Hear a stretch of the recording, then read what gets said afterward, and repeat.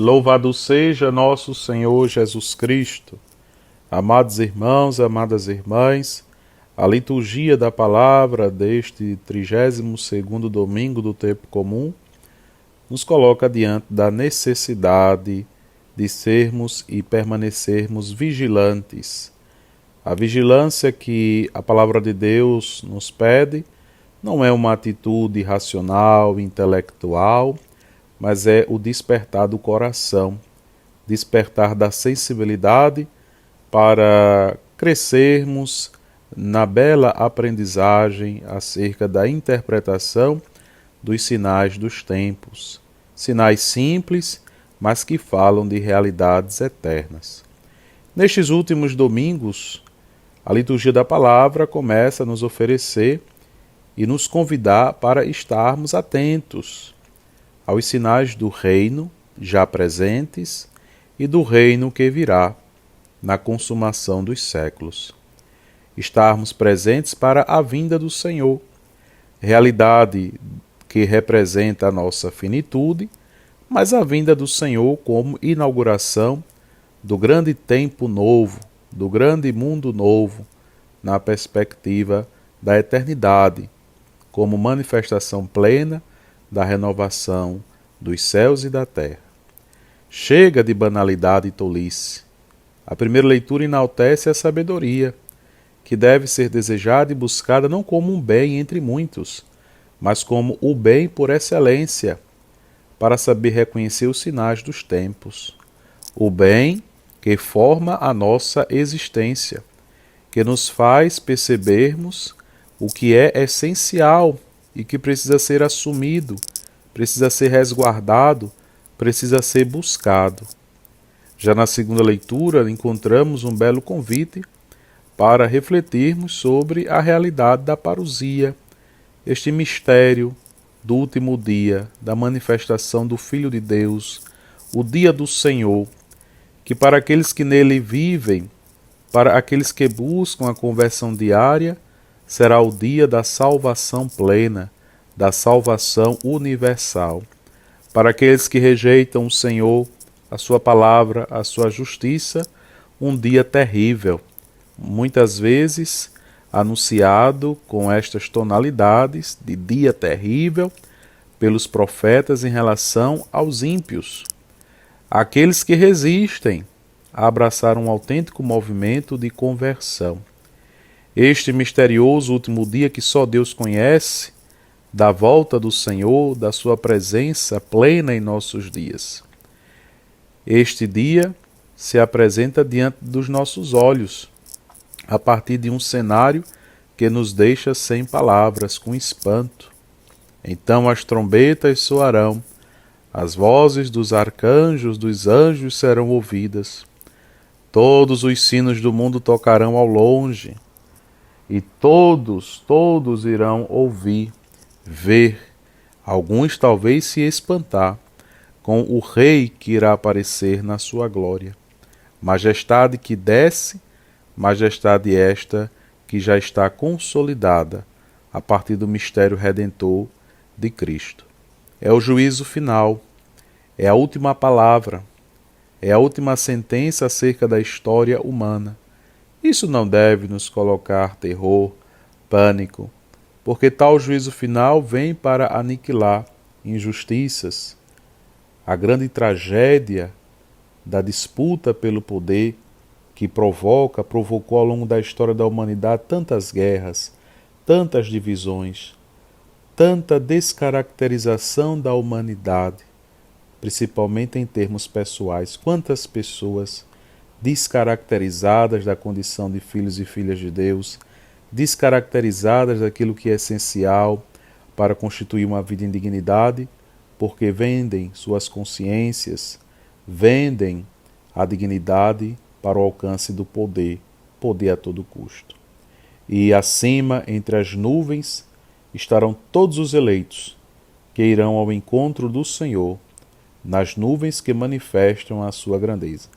Mas para estarmos nas nuvens com o Senhor, para com eles nos encontrarmos nos céus, precisamos viver na realidade, não sermos alienados, não vivermos um espiritualismo desencarnado que nos impedem, ou talvez retiram de nós a responsabilidade de mantermos as lâmpadas do discernimento, das boas condutas, da ética, da verdade acesas em nossas vidas. Uma cena maravilhosa que não pode passar sem ser comentada, mas para ser contemplada. Contemplada acima de tudo. Não basta saber das realidades futuras que o movimento apocalíptico apresenta para a comunidade cristã. É preciso contemplar já no hoje da nossa história esta manifestação plena do Espírito de Deus, que tudo renova, que tudo recria, a partir do ser humano.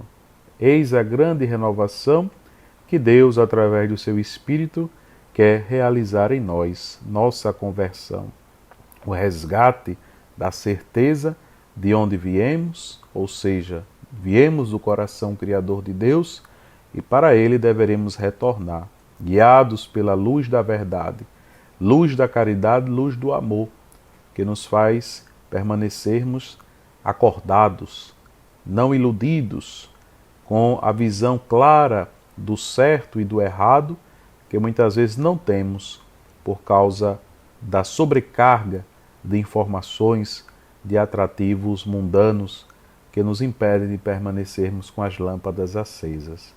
Por isso que o Evangelho nos fala, em vez daquele último dia mais misterioso, fala da vida de cada um de nós. Mesmo o mais desconhecido de todos é para Deus muito conhecido em âmbito individual. Ninguém passa sem ser percebido por Deus. Ninguém deve passar pela vida sem perceber a necessidade da vigilância que nos faz identificar a presença de Deus, a voz de Deus agindo na nossa história pessoal. Na verdade, é a única coisa que temos certeza que vai acontecer. Um dia estaremos, de fato, presentes diante de Deus. O Senhor virá, talvez uma noite, talvez em uma manhã brilhante de verão, ou talvez no frio do inverno, mas Ele vem. Temos certeza que virá. Quando? Não nos interessa, porque somos filhos e filhas de Deus, chamados a vivermos tal esperança na fé. A única coisa que sabemos sobre esse evento é que não sabemos quando isso vai acontecer. É a provocação da fé. Mantenhamos, pois, nossas lâmpadas acesas com o óleo da fé e da caridade, para que não tenhamos que ir aos vendedores e comprá-los, e talvez comprá-los com péssima qualidade.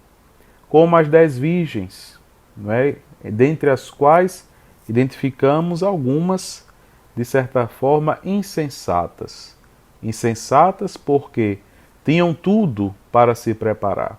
Foram alertadas, o caminho seguro foi apresentado, a trilha iluminada foi apresentada, mas optaram por esperar pelo acaso humano, esperar pelo improviso que as nossas fragilidades humanas colocam diante de nós ou nos fazem com que vivamos alienados à certeza de que, se não nutrirmos a fé através da caridade, através de uma autêntica conformação do nosso ser a Cristo, obviamente o óleo da esperança, o óleo das virtudes irá faltar. Então peçamos ao Senhor a grande graça de vivermos este cuidado. Nós falamos tanto de autocuidado, cuidar do equilíbrio da nossa vida, cuidar do corpo, da mente, do espírito, mas precisamos cuidar também daquilo que fortalece o nosso viver enquanto cristãos. A certeza de que um dia nós deveremos ser identificados, deveremos estar e ser percebidos entre o número daqueles que permaneceram atentos, que não contaram a vinda do Senhor a partir da cronologia humana, mas que esperaram a manifestação do dia do Senhor como sendo a grande manifestação daqueles que permanecem fiéis, daqueles que depositam a esperança na vontade do Pai. O Filho de Deus também fez esta experiência de esperar no amor do Pai. Quando, no alto da cruz, foi capaz de dizer: em tuas mãos eu entrego o meu espírito. E a partir dali, no silêncio do túmulo, Jesus espera a manifestação do Pai. Jesus espera que o Pai o conceda a vitória e coloque em suas mãos o destino da história, o destino de cada um de nós. Então vivemos estas reflexões acerca da nossa finitude humana com esperança, com fé, não com medo, não alimentando falsas ideias acerca do nosso destino. O nosso destino está nas mãos de Deus e nós vamos sendo responsáveis pela construção deste destino quando vivemos ou não nossa fidelidade à boa nova do Evangelho. Vivemos ou não nossa fidelidade à vida do Cristo que pulsa em nossos corações através da dinâmica sacramental do nosso viver. Peçamos esta graça ao Senhor. Deus vos abençoe e vos conceda um santo domingo. Amém.